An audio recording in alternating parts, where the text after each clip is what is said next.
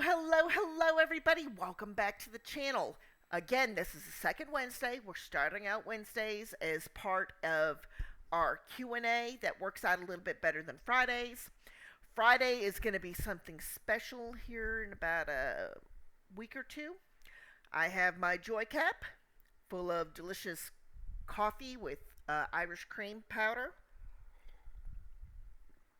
Here in our small town, we don't have Irish cream in liquid creamer form, all the less. So if you've not been part of my Q&As, these questions are sent to me on Facebook, comments on videos, mostly emails, Twitter, which is now X, and Instagram. What are some false work from home promises?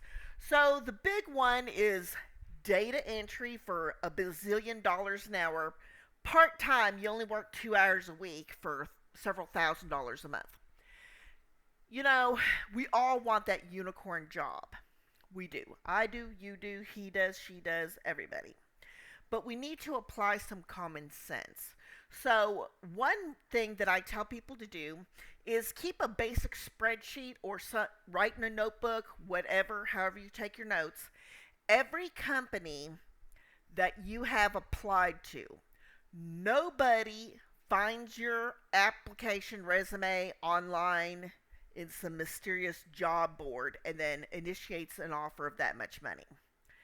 The only time you're going to be recruited like that is if you're in middle management, lower management, upper management, or you have a very niche field as a contractor.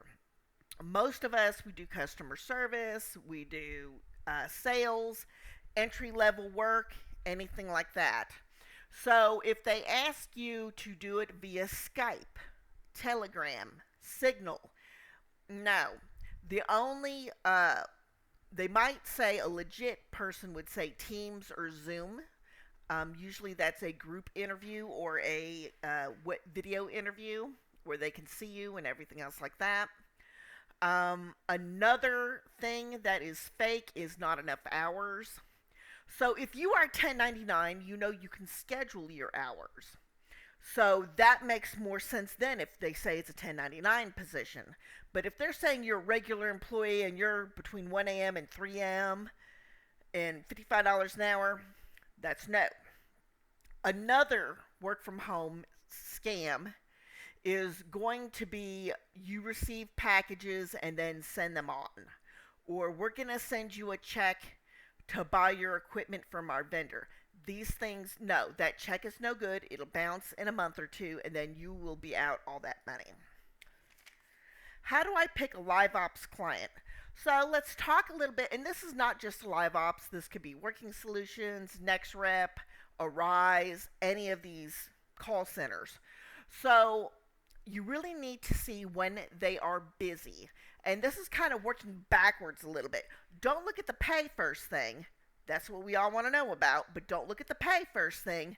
If they're busy third shift and you're paid talk time and you do not work third shift, you're probably not making as much money as somebody who does. So let's take NextReps, one of their clients. They're busy between 3 p.m. and 10 p.m. Eastern Standard Time. Now I'm in Central, so that means between 2 and 9. If I go to log on and get hours, I probably could get hours between 2 and 9 where they expect to be busy. And 1099, you know that you pick your schedule. They may have a minimum during the week or minimum on the weekend. So that's one way. Another thing is whether or not you're going to use your own phone or a soft phone to take calls. Some of Live Ops clients do require you to have your own phone line with no features, which is a no-no for me personally, but some people, they're fine with that. Now, also know that any phone, office area, internet, equipment that you get, you are able to take off as a tax deduction at the end of your quarter or end of the year, wherever you do taxes. So just keep that in mind. I am having problems paying for Thanksgiving and Christmas meals. How do you do it? So I do it throughout the year. So for example, this is August and I already know that I need stuffing. So when stuffing's on sale, I'm going to pick up some stuffing. I know that I'm going to make a casserole. So I've got some cream of chicken and I've got the vegetables and I've got the crackers. So we've kind of got that done. I know that we're going to make some potatoes and vegetable sides. Got that already. I will pick up a bag of potatoes the month of Thanksgiving and pick up the ham the month of Thanksgiving.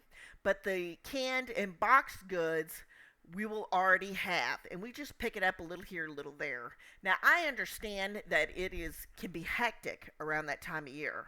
You know, prices are low, but when you add all the low things up, it's a lot. You know, so we start earlier in the year. We keep a section of our apartment as storage, food storage, and we rotate through that storage to go ahead and supplement meals. How do you like your coffee? Well, this coffee in my Joy Cup, which is one of my favorite cups, is either a light roast or a medium roast. I do like a breakfast blend, but I can drink a medium roast. I don't like a dark roast or the black silk or anything like that. I put 3 sweeteners and usually a sugar free creamer, or if I have powdered creamer, it'll be the Irish cream. Okay. I have seen you on Steam. What are you playing?